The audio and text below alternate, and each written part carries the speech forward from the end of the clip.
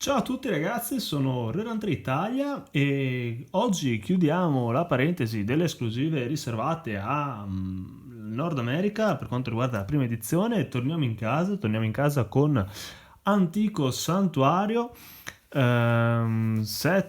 ultimo set che riguarda la prima parte, il primo periodo di Yugi, che vedrà poi con Soul of Duelist l'introduzione nell'era GX, anche se poi GX si aprirà ufficialmente con l'espansione del Millennio Perduto. È riconosciuta l'espansione successiva come la prima appunto del secondo periodo. Andiamo a vedere il nostro antico santuario che torna in linea con l'uscita nordamericana il 1 giugno del 2004. Espansione anche questa come l'ultima Invasion of Chaos abbastanza corposa con 112 carte, sempre 2 secret, 10 ultra, 10 super, qui 17 rare e 73 comuni. Antico Santuario sarà l'ultima a cui farà testo questa tipologia di schema per quanto riguarda la rarità, perché dalla prossima, che sarà anche la prima che introdurrà nel set la carta rara Ultimate, Antico Santuario sarà l'ultima appunto che rispetterà questo schema di 2 secret, 10 ultra e 10 super. La maggior parte dei mostri che compongono Antico Santuario sono i mostri di tipo Fata. Guarda caso, carta di copertina Archer Zerato è Fata, ma sicuramente l'archetipo più rilevante che viene intromesso per la prima volta all'interno del set è l'archetipo Agente. Ci contano nel set 4 carte mostro, oltre poi ad Archer Zerato, e in supporto solo una carta trappola, anche se poi in realtà saranno ben di più, anche se non specificatamente designate. I mostri agente sono mostri che dipendono principalmente dalla carta magia terreno, il santuario del cielo, una carta dall'archetipo secondo me bellissimo, che va in genere a rafforzare tutti i mostri di tipo Fata, non solamente per quanto riguarda l'archetipo agente.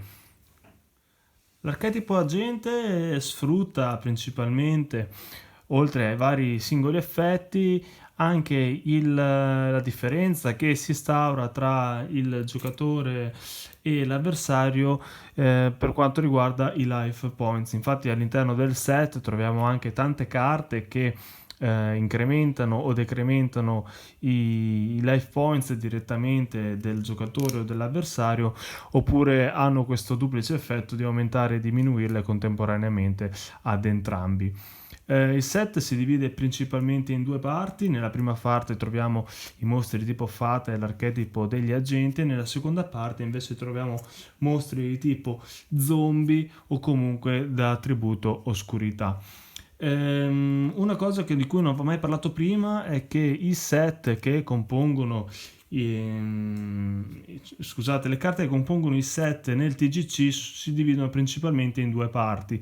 Antico Santuario ne è l'ennesima prova, ovvero la prima parte da la fine di Anubis e arriva fino a Spezza Armatura, per poi ricominciare con Gigabyte e arrivare fino a Mazera de Ville. Questo perché, a differenza dei set orientali, quelli occidentali non sono altro che l'unione di due uscite occidentali. Vi ho portato il catalogo che illustra i primi set usciti in Occidente e vi faccio vedere velocemente quello che è poi per noi la leggenda del drago bianco. Come potete vedere, nella prima busta uscita in Giappone, le carte all'interno comprendevano drago bianco e molte altre che poi troviamo all'interno di LDD. Purtroppo non sono state immesse tutte quante, questo è un vero peccato, anche perché ci sono veramente degli artwork molto molto belli e soprattutto dei mostri che vengono giocati spesso all'interno dell'anime, che poi non troviamo all'interno dei set. La prima busta si conclude appunto con questa carta trappola di cui adesso non mi ricordo il nome, e la seconda include poi Mago Nero e Gaia Cavaliere, per esempio. Queste sono altre carte che troviamo all'interno della LDD, appunto verranno poi fuse queste prime due buste per creare per noi occidentali il set La leggenda del drago bianco occhi blu. Ecco che per tutti i set successivi, adesso questo lo chiudo ma magari lo apriamo in un altro momento e ne continueremo a parlare ancora. Ecco che per Asta avviene la stessa cosa, ovvero vengono fusi due set orientali in un unico solo per noi occidentali. Torniamo a parlare quindi di Antico Santuario. Antico Santuario, la seconda parte conta principalmente mostri di tipo zombie e oscurità, ma non solo, perché come vi ho fatto vedere nella prima parte abbiamo ben 6 mostri molto deboli, ma soprattutto caratterizzati dal fatto di avere solamente una stella o 2 stelle.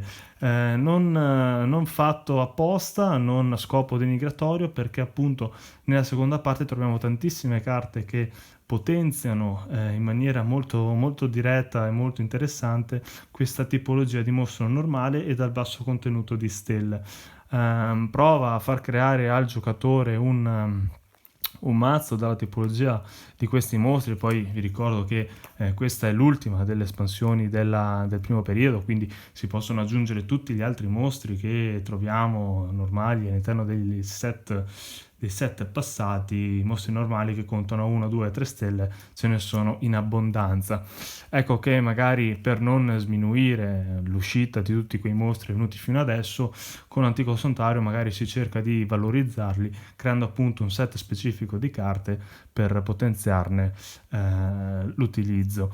Carte prese singolarmente, sicuramente Assalitore Notturno, che viene giocato anche abbastanza spesso nei mazzi GOT, oppure l'archetipo stesso che abbiamo citato prima dei deck agente, che verrà poi anche creato un mazzo apposito successivo in anni dopo, appunto per portare avanti questo tipo di archetipo. Vado a mettere via Arcelor Zerato, però non prima di parlarvi di una piccola storiella, che è quella di Guerriero di Zera, che se andiamo a leggere la sua descrizione, che dice: un guerriero errante alla ricerca del santuario per guadagnare il potere degli Archlords, per sfuggire alla tentazione dei demoni malefici, combatte da solo giorno dopo giorno. Guarda caso Arcelor Zerato non è altro che un mostro che richiede il tributo di Guerriero di Zera una volta che Antico Santuario è sul nostro terreno, per avere il suo ingresso in campo. Arcelor Zerato sicuramente è una delle carte più potenti del mazzo agente, di cui non si può non averne il playset. Altra curiosità, sempre per quanto riguarda la rarità delle short print, questo è un altro set di cui, come vi ho già accennato per Invasion of Chaos, non posso portarvi assolutamente dei dati certi, perché anche qui si parla di 24 short print e nessuna super short print, quindi non fateci caso, perché non è un dato confermato.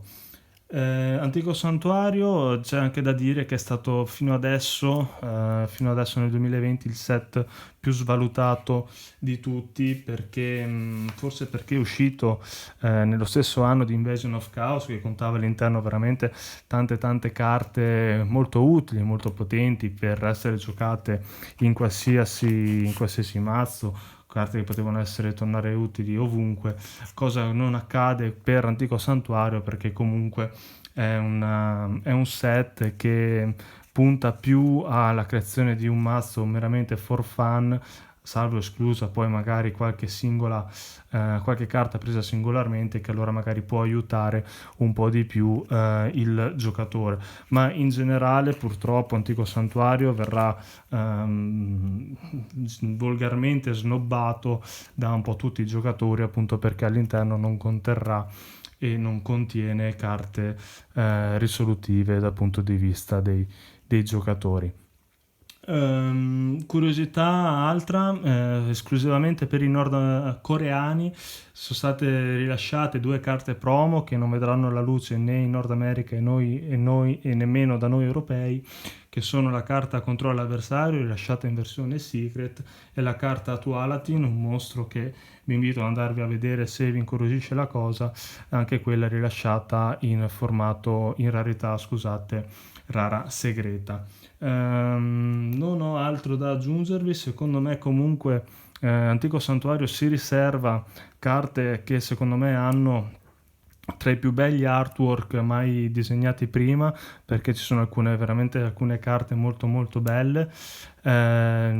Oltre a questo comunque nulla di più.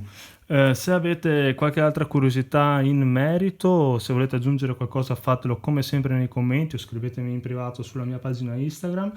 Io sono Rerunter Italia, vi saluto, parleremo più avanti quando completerò il set di Anima del Duellante, andremo ad affrontare un nuovo periodo di Yugi, sicuramente con l'introduzione della nuova rarità carte Ultimate, ma soprattutto sarà l'ingresso poi quello che avverrà con il millennio perduto nell'era GX. Prima di salutarvi, l'ultima chicca che mi sono ricordato adesso, non posso non evidenziare il primo mostro monarca che compare nella scena in Yu-Gi-Oh! Che vedrà poi successivamente. Questo purtroppo è l'unico che non avrà la rarità Ultimate come seconda opzione, ma uscirà solamente Super, con la speranza di completare prima possibile i successivi 3 set, di cui mi mancano all'incirca una ventina di carte. Come sempre vi ringrazio per essere arrivati fino a qui nel seguire la mia collezione. Ci vediamo alla prossima, sperando che avvenga il prima possibile, anche perché non dipende solamente da me, ma anche dall'andamento del mercato collezionistico. Ma fino ad allora, ragazzi, grazie a tutti e ci vediamo alla prossima.